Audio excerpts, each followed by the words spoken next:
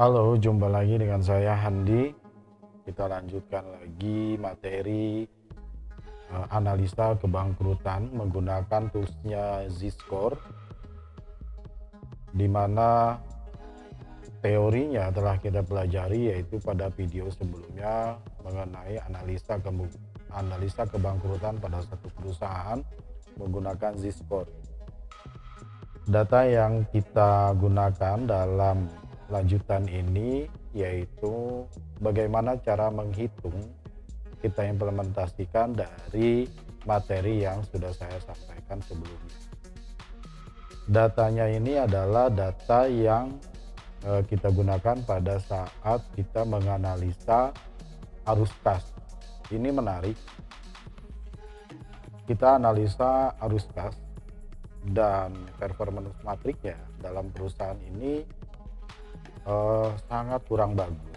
Artinya dari sisi analisa cash flow-nya dia berada di matriknya zona gray, zona abu-abu. Nah, dari sisi performance matrik ini kita gunakan, kita lanjutkan dengan analisa Z-Score. Apakah perusahaan ini masuk ke dalam kategori bankrupt atau memang perusahaan ini sebetulnya dari sisi aset sangat capable. Nah, apakah perusahaan ini bisa kita golongkan dalam perusahaan yang bankrupt atau kesulitan likuiditas atau tidak? Nah, kita mengambil satu kesimpulan, tidak hanya menggunakan satu tools analisis saja, tetapi kita comparekan, kita bandingkan dengan tools-tools yang lain. Tapi sebelumnya Anda simak dulu di video sebelumnya sehingga pelajaran ini yang kelanjutannya tidak membingungkan pada Anda yang saat ini sedang mempelajari analisa kebangkrutan. Materi bisa Anda download di video ini di kolom deskripsi. Oke, kita lanjutkan dalam sesi workshop menghitung analisa kebangkrutan menggunakan formula Z-Score. Selamat menyaksikan dan selamat mengikuti. Baiklah, kita lanjutkan formulanya, template. Anda bisa download di video ini. Nah, kita ambil data yang sudah kita gunakan untuk menganalisa arus kas dalam perusahaan.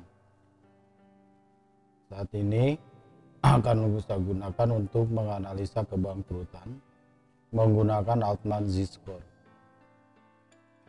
Saya ambil datanya untuk X1, saya akan bagi X1, X2, X3, dan X4. Di mana X1 ini menghitung working capital terhadap total aset. Saya buat dulu working capitalnya, yaitu current asset dikurangi dengan current liabilities. Current asset saya ambil dari neraca, saya linkkan. Nah, untuk current liabilitiesnya juga saya ambil dari laporan keuangan neraca.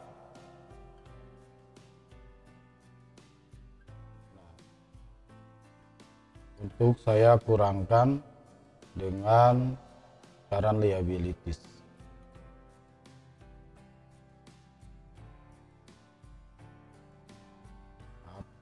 Total asetnya saya ambil juga dari neraca, total asetnya. Jadi nanti rumusnya itu adalah working capital dibagi dengan total aset sehingga langsung dapat. Nah, untuk yang warna kuning ini adalah sudah ada rumusnya. Untuk tahun 2017 sudah dapat hasilnya, yaitu 0,37. Kita bagikan working capital terhadap total aset. Untuk tahun 2018 itu 0,24 dan 2019 0,22. Saya tulis dulu di sini hasil dari pembagian working capital terhadap total aset. Dan setelah itu kita kalikan dengan koefisien nilai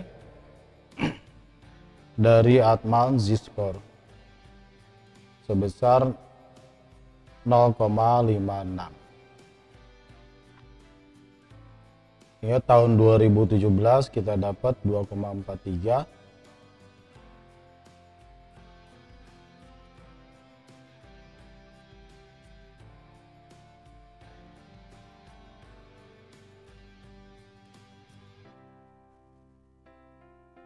Tahun 2017 kita dapat 2,43 dan tahun 2018 kita dapat angkanya 1,59, 2019 1,45.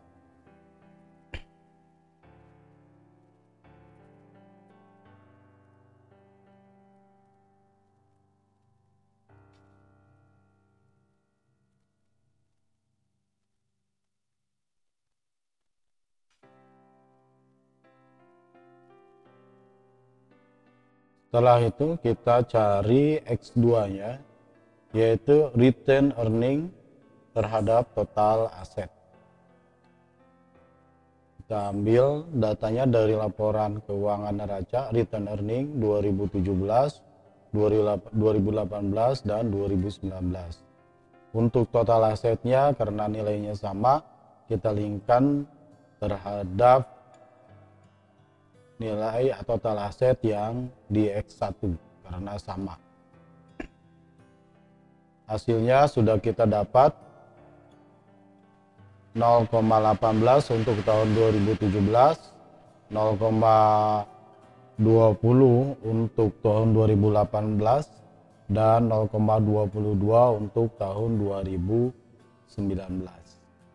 Nah, setelah itu kita kalikan dengan koefisien hasil dari X2 Atman Z-Score 3,26, sehingga kita dapat hasilnya tahun 2017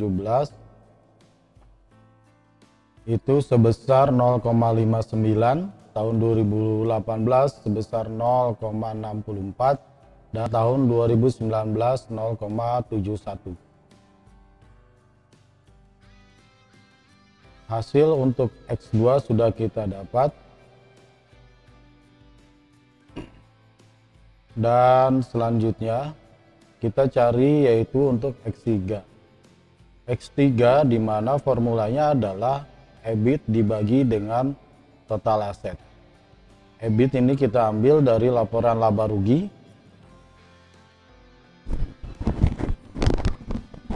tiga tahun 2017, 2018, dan 2019. Setelah itu kita kopikan. Untuk total asetnya itu sama nilainya dengan X1 dan X2. Selanjutnya kita dapat hasilnya tahun 2017 sebesar 0,03, 2018 0,02, dan 2019 0,02.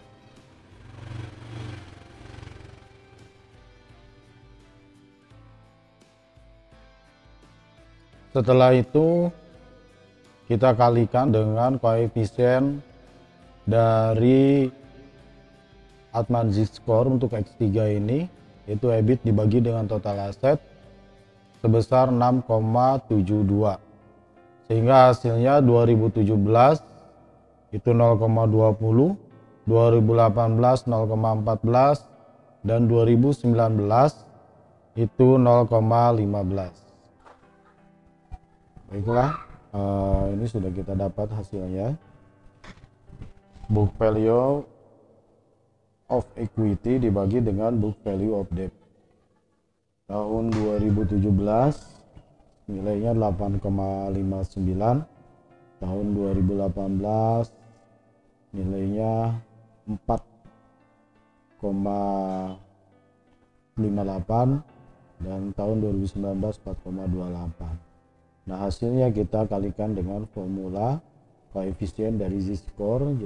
Jadi book value of equity dibagi dengan book value of debt, hasilnya 9,02 di tahun 2017 dan 4,49 di tahun 2019. Nah, untuk nilai z-score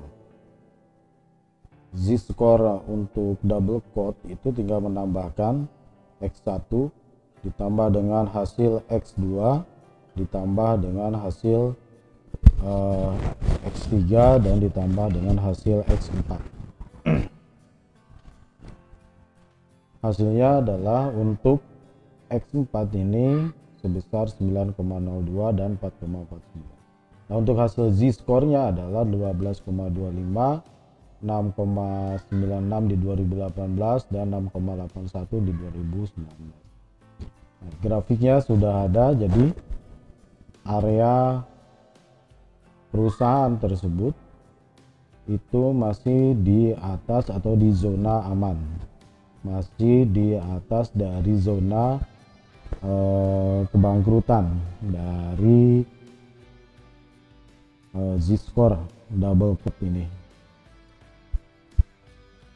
Oke teman-teman, mungkin itu cara mengimplementasikan dari formula z-score double quote ini.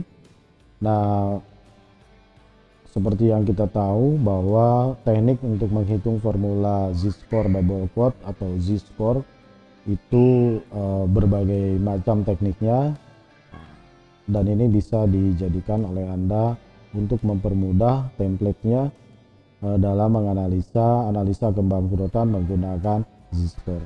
Terima kasih. Assalamualaikum warahmatullahi wabarakatuh.